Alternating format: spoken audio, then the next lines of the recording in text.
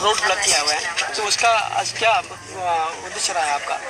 यहाँ पर हम लोग रोड ब्लॉक करने का मकसद ये है कि भारत सरकार के द्वारा हम लोगों को दिया जा रहा है वो फैसिलिटी, यानी कि रेशन वगैरह सब बंद करके रखा है। इसीलिए हम लोग यहाँ पर आज सुबह 5 बजे से उठ करके हम लोग यहाँ पर रोड ब्लॉक कर रहे हैं।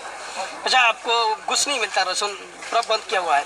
पूरा एक महीना हो चुके हैं, लेकिन अभी तक रेशन गवर्नमेंट की तरफ से रिलीज नहीं किया गया, इसीलिए हम लोग। अच्छा, आज कौन कौन आया है अभी ब्लॉक करने के बाद?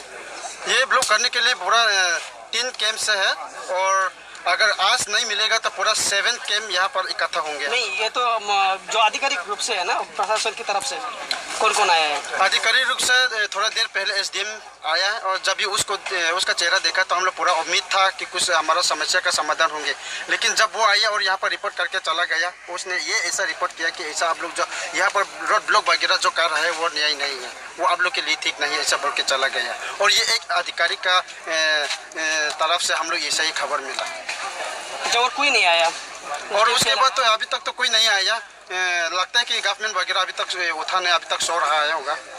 कितने सारे लोग अभी इकट्ठे हुए हैं? अभी यहाँ पर लगभग 10,000 से आदमी ज़्यादा है, 10,000 से ज़्यादा है। और कल आज तक सोल्यूशन नहीं होगा तो कल पूरा कैंप आ जाएंगे तो पूरा 20,000 से ज़्यादा अधिक यहाँ पर इकट्ठा होंगे। अच्छा, शॉर्टकट में बताइए कि क्या चाहते हैं आप लोग? हम लोग रेशन चाहते हैं, रेशन से गवर्नमेंट से जल्दी रेशन रिलीज किया जाए, ये हम लोग चाहते हैं। आपका नाम? मेरा नाम एडीसी दिमांजो है। अच्छा, रिस्पॉन्सिबिलिटी?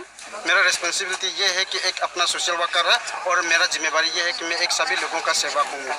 अच्छा, जो रिपोर्टेशन का हुआ था वो उसमें मिजोरम जाने की एक अर्जी था, तो आप लोगों ने क्या डिसीजन लिया है?